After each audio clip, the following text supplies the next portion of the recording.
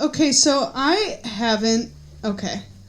this is a nightmare I may not be ready to live through. I started getting crushes on boys. Real embarrassed about this. My mouth gets the best of me pretty much all the time. Okay, I'm just like, all right. There we go. Welcome back to We Still Like You. I'm Jesse Batend.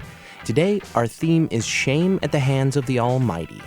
We have stories of omnipotent forces swirling around, causing shame and embarrassment, and both of our two victims are wonderful performers. One of them from Chicago and one of them from Louisville. Later on in the show, God calls the cops on a young Nathan P. Woodard.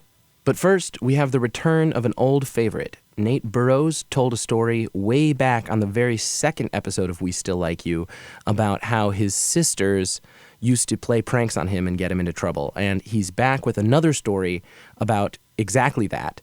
But this time, the stakes are even higher. This time, it takes place in a church. So when I was growing up, my mom was really into dancing, and she joined this pagan dance group that was kind of like equal parts drum circle and dance performance.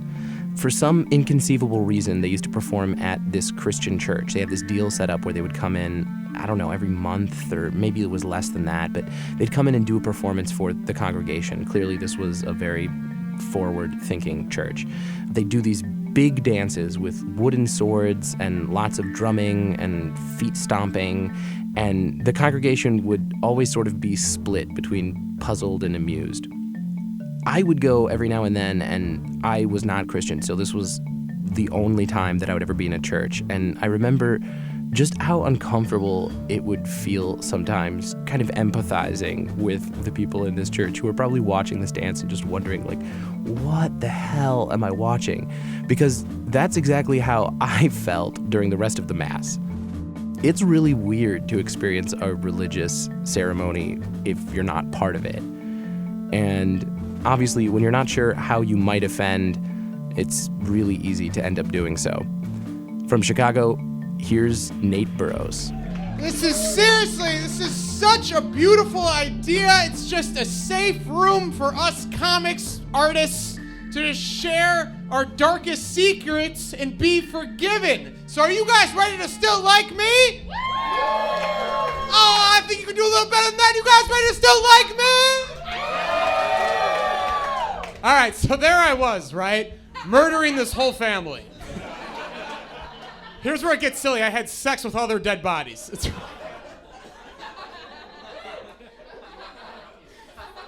Don't draw me. That was a joke.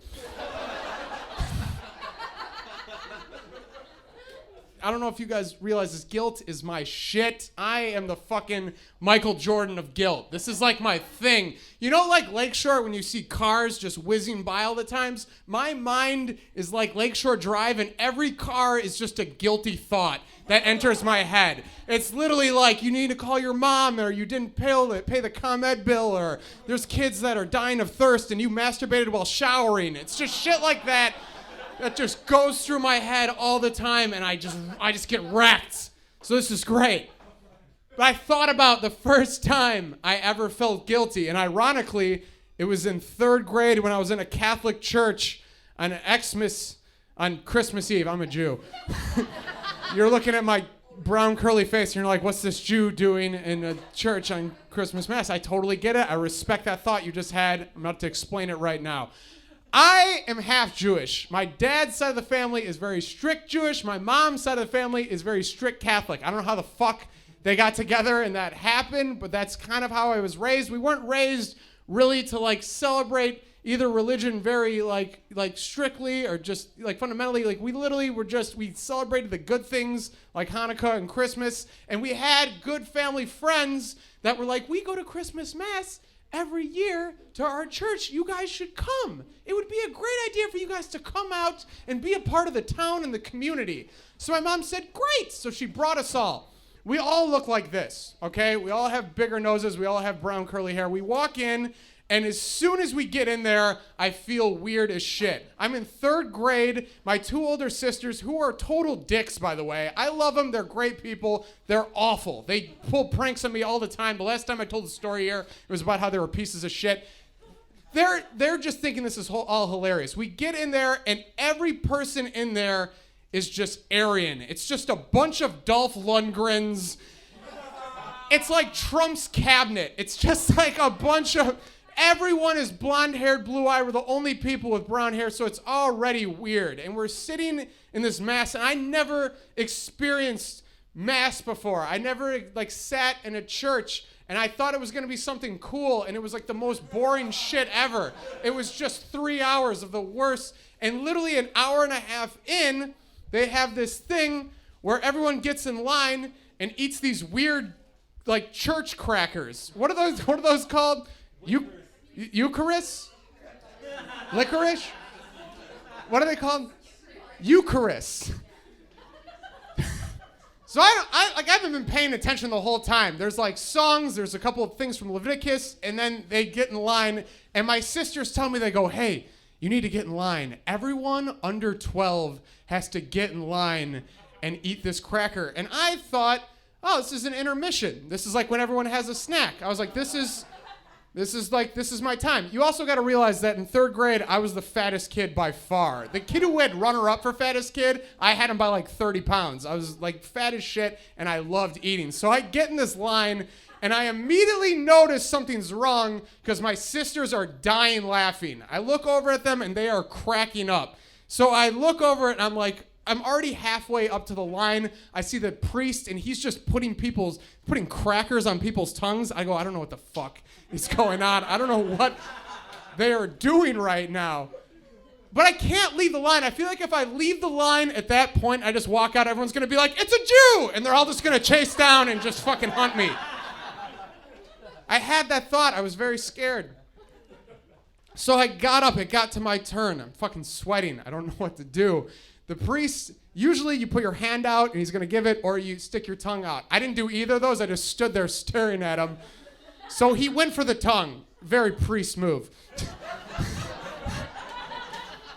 Just started sticking in my face, and I just grabbed it midair. Just grabbed it from his hand, like, fuck you. I didn't do it like that. I was very insecure. I go, all right, sorry. And I have this cracker, and everyone's eating it. So I'm walking back while I have this cracker, and I put it in my mouth, and I eat it. And it's like the worst tasting thing ever. Has anyone, it's dry, it doesn't have, it's like, god damn, yeah, it's like the worst, it's fucking like a dehydrated Ritz. I put it in my mouth, I chew it, I go, fuck this, and I just spit it out in front of everyone. And I notice something's wrong because I just hear, whoo! I just hear 200 people just all go, like I hear that breath. What the fuck? So I look at everyone, I have two choices. Like, I almost, just kind of wanted to DMX it, like a DMX Jew, where I'm like, yeah, I killed Josefa, now I spit him out. I regurgitated Jesus. That's what I would have done now. But I was in 3rd grade, so I saw everyone go, and I just started eating it again.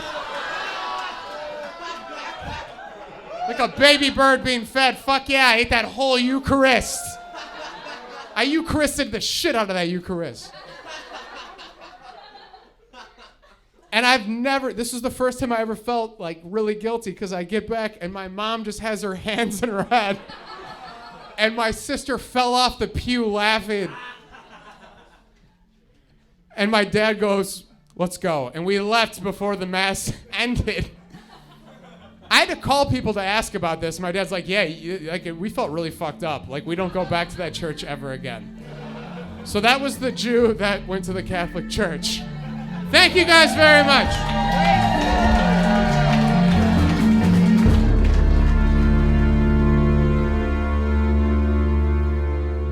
Comedian Nate Burrows. Up next, God tries to send Nathan to jail.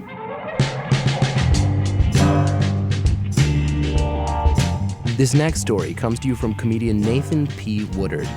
It's about a young Christian's first crush and what happens when you forget that your first relationship is always with God. From Louisville, here's comedian Nathan P. Woodard. Hi, everyone. My name is Nathan Woodard, and I lost my kissing virginity in my 20s. And that's not even the story I'm telling. That was just a little amuse-bouche to throw out for you guys. You bloodthirsty jackals. That's just going to enhance the flavor of the story I'm telling. That was just a little... I feel like that contextually adds something. Knowing that, I would say don't think of it as a spoiler for guessing how this is going to end as much as it's just my version of the beginning of Sunset Boulevard. Like you just saw me dead floating in a pool.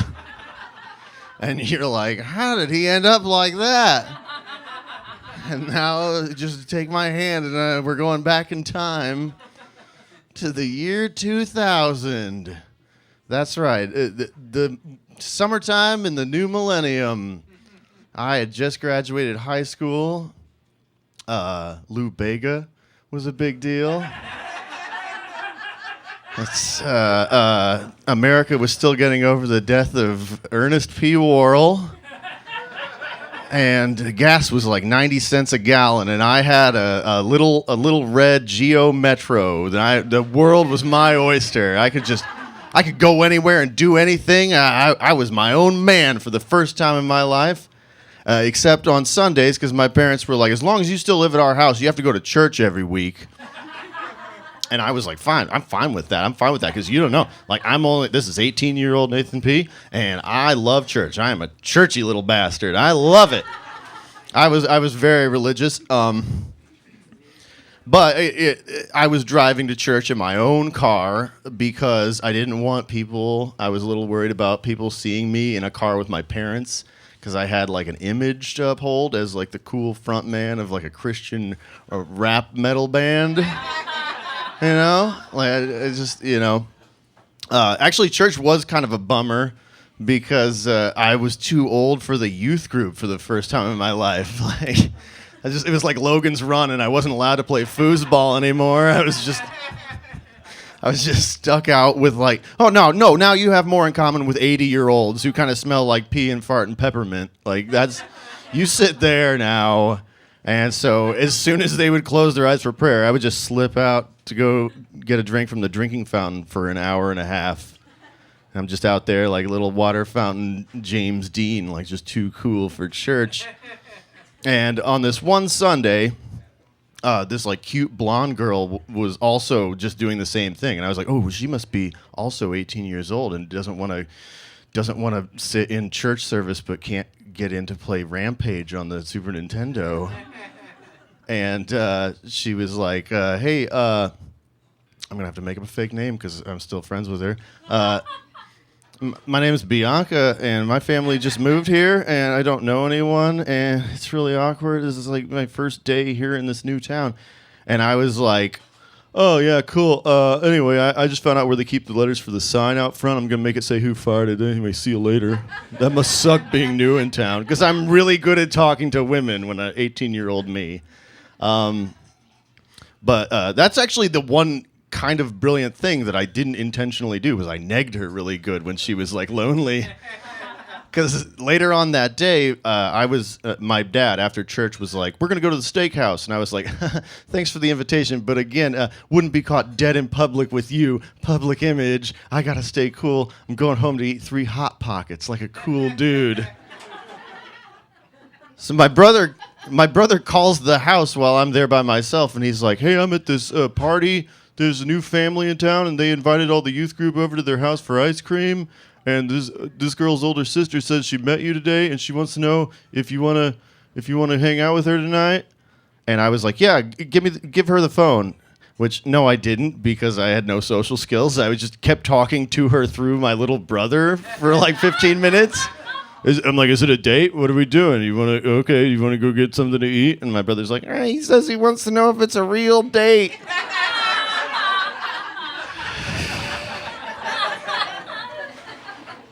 So we made plans, and I drove my Geo Metro over to her house, and when I got there, her little sister answered the door, and she was like, "I'll go get her," and ran upstairs, and then ran back downstairs and said, "She's locked herself in the bathroom, and she says she's not pretty." So I just sat on the couch for a while, and then her dad walked in and had no idea who I was. And I mean, I don't remember what look I was going for exactly at the time, but I'm guessing there was a visor involved. I probably look like a 90-pound version of the guy from Smash Mouth who couldn't grow a chin strap beard. But the dad did not seem excited to meet me at all. And then his daughter came out from upstairs and had puffy, crying eyes, and he just kept looking at me and then looking at her, and he was like, "You don't have to go out tonight." And she was like, "No, it's fine." He was like, "No, you really don't have to." And she was like, "No, we're going." And then he goes, "Take the cell phone." So who here is like over 30 and remembers take the cell phone when the cell phone, like it was like a road flare? Like the family had one, and it was like a Nokia 3210. Like it's just a block that if it ran out of battery, you could tie a note to and throw in an emergency. Take the cell phone. Like he didn't trust me at all. So I was like, "Well, do you want to get something to eat?" And she was like, "No, it's too late." And I was like, "Yeah, you're probably right." Like, oh, it was just a terrible, terrible date. So we went to the movies. And I remind you, this was in the summer of 2000. We went to see that great cheerleading movie, Bring It On. Real romantic. And I got super nervous because I was like a churchy kid that she was going to put the moves on me for some reason. Like, I got really in my own head about it, and I was panicking and scared that, like, well, what if she wants to try to have sex in the movie theater? And meanwhile, she is trying to put the moves on me in like a nice, sweet way. She was like, "Ooh, it's cold in here." And I was just like, "Yeah, there must be some clovers in the atmosphere." Yeah. At one point, my contact lens fell out of my eye in the movie theater, and I picked it up and like discreetly like licked it because it was dirty, and put it back in. Again, I remind you, this story takes place in 2000, so my mouth was full of Altoids, and then my one eye was just the flaming eye of Sauron. Just like starting to swell shut, like I've been stung by a bee. And yeah, it didn't go well, but I didn't know what to expect because I'd never even kissed a girl before. So after the movie, she was like, "Can you take me home?" And I was like, "Yeah, sure thing." So I drove her back to her house, and I was just like, "I guess I struck out. I don't even know." And she was like, "Do you want to come inside and look at my scrapbooks?" And I was like, "Nah. That sounds boring. I don't know any of your friends. You're not from around here."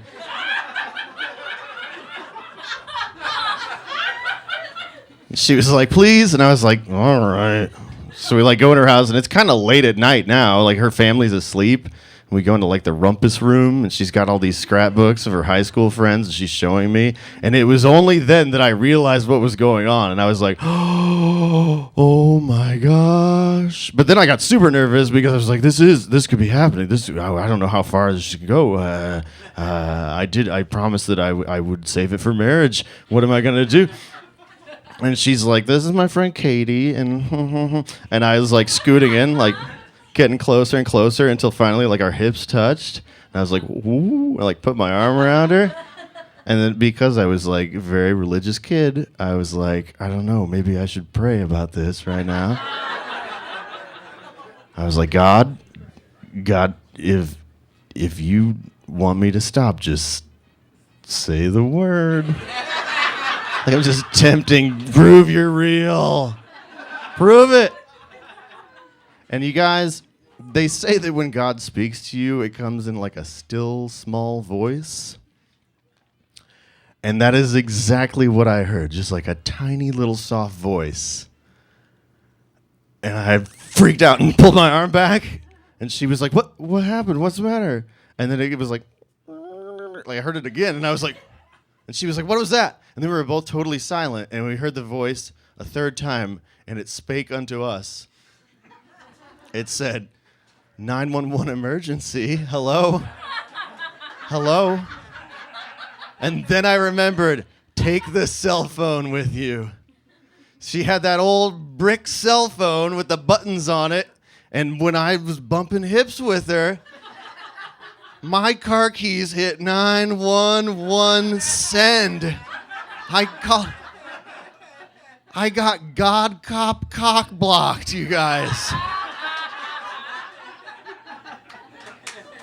I don't think anyone here has ever been in that situation, but here's a few tips if you ever find yourself there. Don't panic and start crying into the phone because that makes the 911 operator think there really is an emergency. And if that happens, if you get to that point and they say, where are you located? Don't give the address. It's a cell phone and they'll show up. And then if that happens, don't make me explain to two policemen and your just barely awake mom and dad what's happening right now.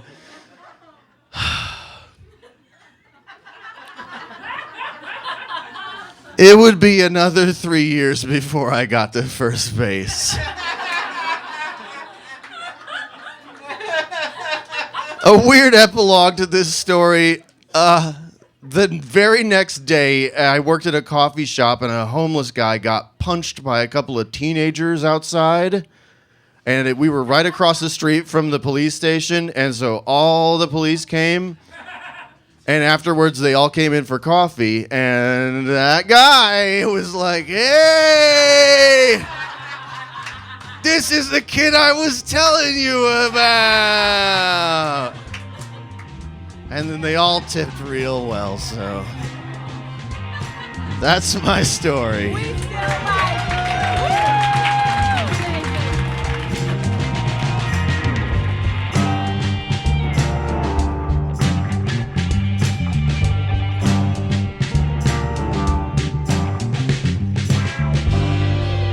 And that does it for this episode of We Still Like You. If you have the time, leave us a rating on iTunes. It helps other people find the show. Really, really appreciate it. If you really want to help out the show and you got a couple extra bucks, check us out on patreon.com/We Still Like You. A small donation will get you something cool and help us keep the show going. Our next live show is the Pride Show on June 2nd, and the Eventbrite link is up so you can get tickets. That is without a doubt going to sell out. We have an amazing, fantastic lineup. If you want to tell a story at a We Still Like You live show, you can submit at westilllikeyou.com, or you can send us an email to westilllikeyou@gmail.com. I'm Jesse Batend. Thanks for listening.